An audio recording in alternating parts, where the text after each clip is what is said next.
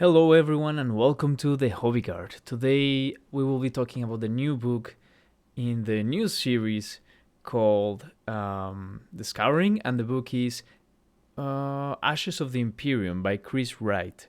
Now, this review will be divided in two parts. First, will be a spoiler free review, and then the latter, most likely longer part of the book, will be a discussion of my first impressions of the book and the things that happen in the book. Sorry about that, as well as the way it is reading and so on. Let me grab, first of all, before I start talking, okay, I will be using this as my stick. So anytime I say I whack myself in the hand, so I stop saying that, as well as things like. If I notice myself starting to say that too much, I will also whack myself, just so you don't get taken aback if you hear me whining all of a sudden if I whack myself too hard.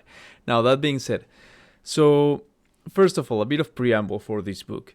In case you haven't picked it up, again, this whole first part, I won't go into spoilers. I will talk broadly about the book and what's in it. And I won't tell you, oh, this is a good book or this is a bad book. I will just tell you more or less what you will find in this book, in this first part of the book.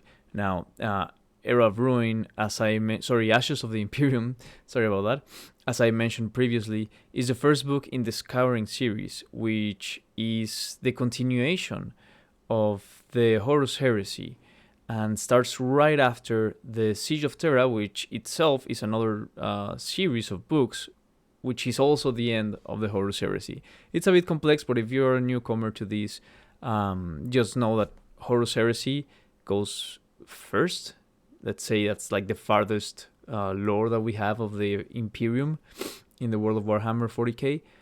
And the end of the Horus Heresy, the climax of the Horus Heresy, is a series of books, which is, some say is a bit long, called the Siege of Terra. And then we go into the Scouring.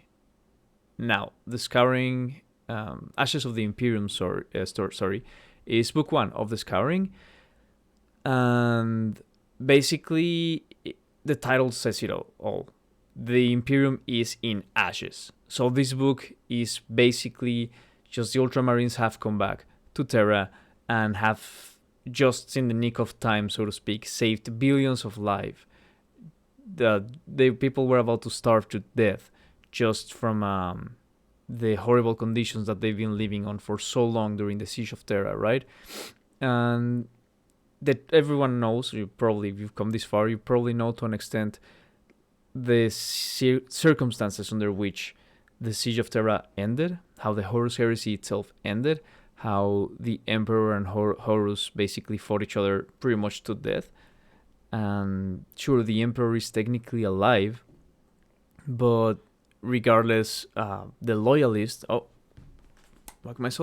Loyalist legions and the Loyalist forces that remained in Terra and that held Terra against the Traitors' legions are completely decimated by the start of this book and by the end of the Siege of Terra, obviously, because technically the Loyalists did lose that battle. And Gilliman did arrive at the end. Oh, it's very complex. I would. It's almost like a stalemate, right? Because the Loyalists won, but technically they lost the siege. And the only reason they ended up winning is because Horus died, because the Emperor himself defeated Horus. And as soon as Horus did that, in that other book, which was the actual last book of the Horus Heresy called Era of Ruin, which also addresses the immediate aftermath of the battle between Horus and the Emperor, in that book, it's also addressed, right?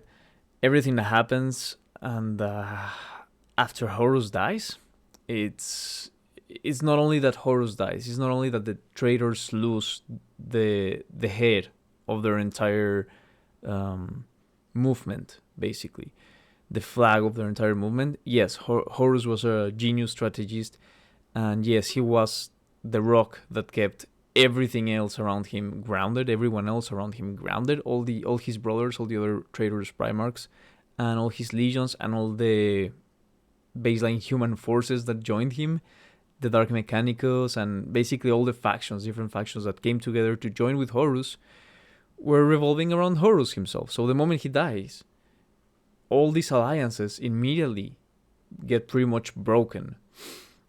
And what we discover in the book Era of Ruin, which is this one here, again I'm saying what we discover in the book Era of Ruin is that the real issue for the traitors was not only that Horus died, but that when he died, chaos pretty much almost disappeared with him. The connection that developed so strongly between Horus and chaos pretty much got broken, because Horus was also the one grounding chaos in Terra, basically, in the reality of Terra.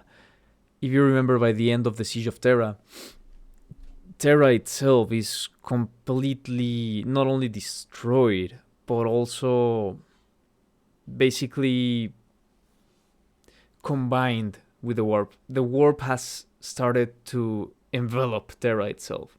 So much so that when Horus dies, and this is not a huge spoiler in the book, it's just it's just commented. When Horus dies, the palace itself of Terra had mutated so much and had changed so much during the warp invasion, basically, that there are new corridors that lead to nowhere, and the palace itself is like a puzzle that got disarranged and rearranged back into a completely different form. And that is all very interesting. I just hadn't realized in the previous book how bad it was for the traitors when that connection to the warp got severed. Basically, at once. It was a before and after. So the traitors lose all their power. They lose all the all their what's it called? Whacking myself again. The traitors basically lose whatever was holding them together as a united force. And that's when Robot Gilliman and the Ultramarines come in to Terra with the biggest army that had been assembled there. Not as big as the traitors, but the biggest army that the loyalists themselves had assembled. And basically just wrecks them. Okay, so that is the literal start of the book. Now, what will you find in this book? If you're interested in reading this book or unsure about it, you will find a lot of politics. Most of the book has politics in it. And most of the book is really the political aftermath of the Horus Heresy. So if you're completely bored by that, just know that you will be reading a lot of politics in this book. It's almost Game of Thrones, like how all these different remnants of all these different factions are also in Terra, are also struggling to get back together. That being said, you will also learn about the point of view of all these events unfolding from the traitors. There are different traitor Space Marine characters, and not only Space Marines, actually, now that I remember. There's just so much in this book. But there are many traitor characters, humans and Space Marines, that also have their own story arc within this book. We get to see basically how the war comes to an end from their point of view, and then how the scouring, so to speak, begins of their forces. So they're on the run. There's no question about it. They totally got their behinds kicked, and Robot Gilliman just comes in, destroying every traitor that he sees. Him and his legion, obviously, and his forces. So there is also action in this book, because there is another plot point that I won't talk about, but they basically want to retake some of... I don't want to spoil necessarily what it is, but a very big plot point in this book is they want to go somewhere to retake some place that the traitors took during the Siege of Terra, at the start of the Siege of Terra, actually. And that battleground, that whole battle, which lasts, I think, months, or at the very least weeks, you will see a lot of action in that point. So it's not all politics. I'm just telling you this so you know it's not necessarily only politics. And at the start of the book, you will be in the shoes of a traitor feeling the absolute terror and fear of having the Avenging Son himself just coming down on you with everything he's got, with all the rage, all the hate, all the fury that he has been accumulating throughout the years, basically, that he has been separated from Terra, and he just comes back with a vengeance, literally. So those moments are thrilling, and specifically that's how the book starts. That's how the book kicks you in. Word of advice. I literally had to listen to that whole scene twice because it was very exciting and my heart was racing the whole time. The action in this book, just so you know, I don't know if you know a lot about Chris Wraight, the author, but I do like some of his books, and I believe that the action, particularly in this book, is managed spectacularly. It's some of the coolest action I have seen. I have read, rather, or listened to, because I did listen to it at work. So there is that. But another pro of this book is it's the audiobook version. It's read by Jonathan Keeble. And the word boom is written so much in this book. And if you know Jonathan Keeble, you've listened to his voice, you know how awesome it is to listen to the boom that he makes. It's amazing. It's like that bomb from episode 2 of Star Wars, Attack of the Clones, the sonic bomb that just goes. That level of auditory satisfaction is the same one you will get to listen to if you listen to the audiobook of Jonathan Keeble. Just the way he says boom, it feels amazing. Regardless, I sorry, I get lost in the details of the book. So yeah, you will find a lot of politics. You will also find a lot of action. There is very gruesome action, very exciting action in this book. But just know that politics are what's driving this. And you will also learn a lot about the point of view of both Loyalist and Primarch Space Marines and humans, as I said. Sorry, Loyalist and Traitor Primarchs and Space Marines. I found that very interesting too, especially the Space Marines, and especially there's this character, I don't want to spoil too much, but there is this Iron Warrior character, and he's a big focus in the book,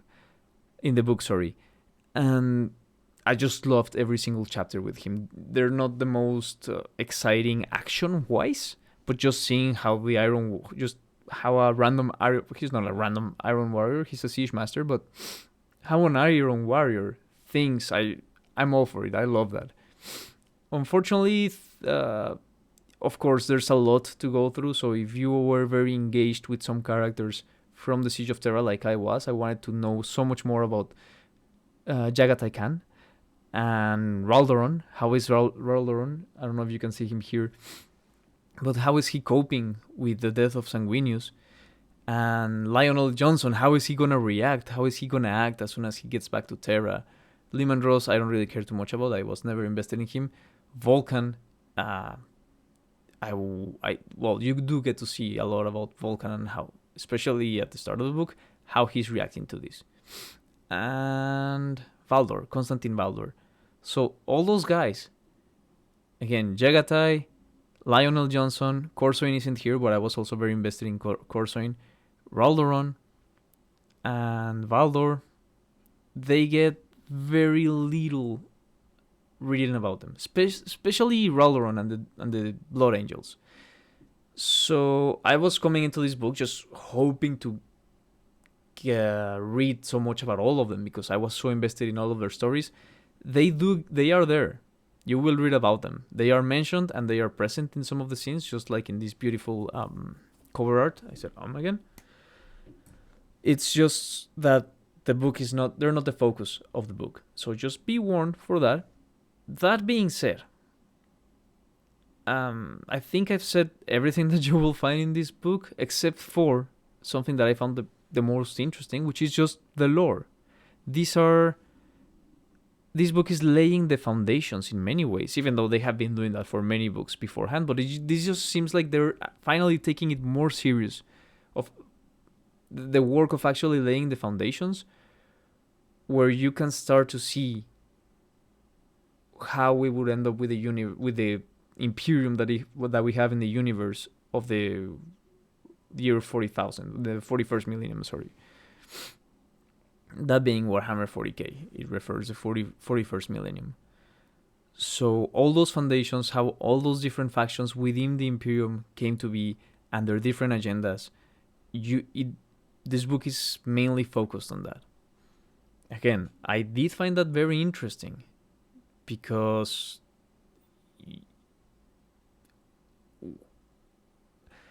okay, let me put it this way. You have Malcador the Sigillite. You have the Emperor. You have some of the Primarchs like Sanguinius.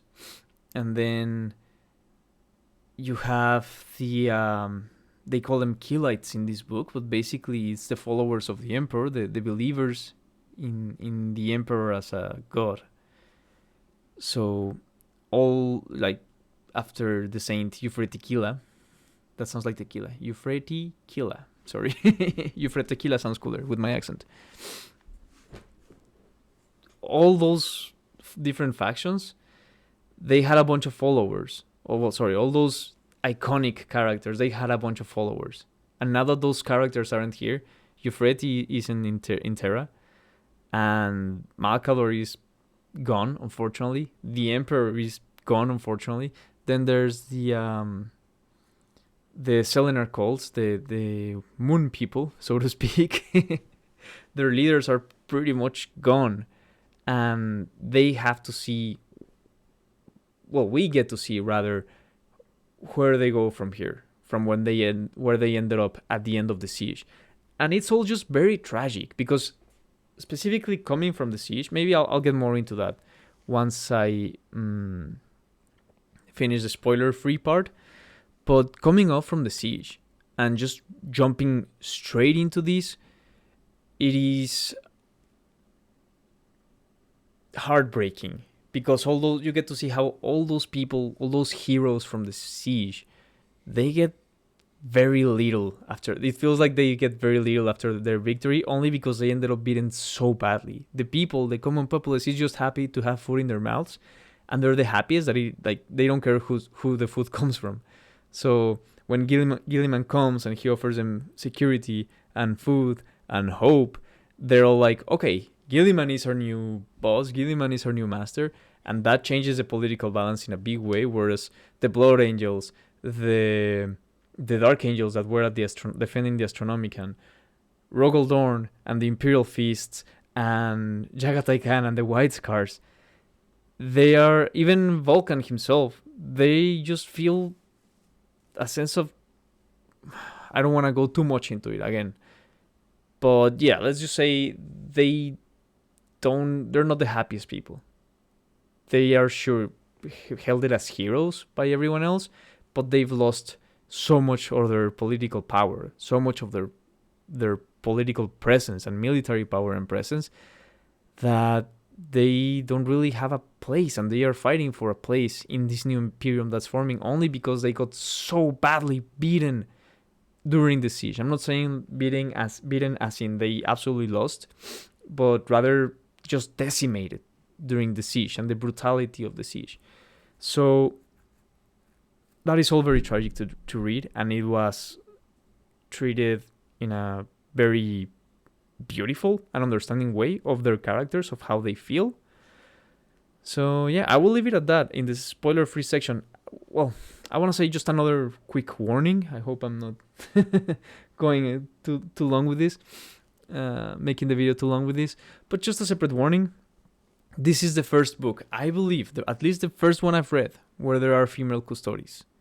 And if you've been, regardless of whether you approve of it or not, or you're all for that, or don't even care, or maybe you don't like it, regardless of that, just coming from reading like 60 books in the Heresy, and then the first book of the Scouring, well, if you don't know, there was a whole drama where there have never, ever in the lore of Warhammer been female custodies, except for perhaps very old, not quite actual lore. And it has been stated previously that it was only men, and then during the entire Horus Heresy, and then the entirety of the books where they are mentioned afterwards, it's only been men. And then all of a sudden, a couple of years ago, they just made female custodies a thing, and then they jarringly just said, no, there have always been female custodies, and that just felt kind of disrespectful for someone who has invested hundreds and hundreds and hundreds of dollars in consuming these books, this lore. Regardless, regardless of where you stand in that, just be warned. At least to me, it felt a bit jarring. That being said, there is a female Custodes character. It is only mentioned in passing. She doesn't even have a full chapter to herself in the book. And so, yeah, it just seems like after the book was written, someone came and told Chris Wright, hey, you gotta put a female Custodes here. We don't care what it is. There just has to be one. So, yeah, let me make a pause here, and then I will start addressing the not spoiler-free version of this video, because I really, really, really gotta hit the washroom. But just take this pause as a warning of spoilers are coming. All right.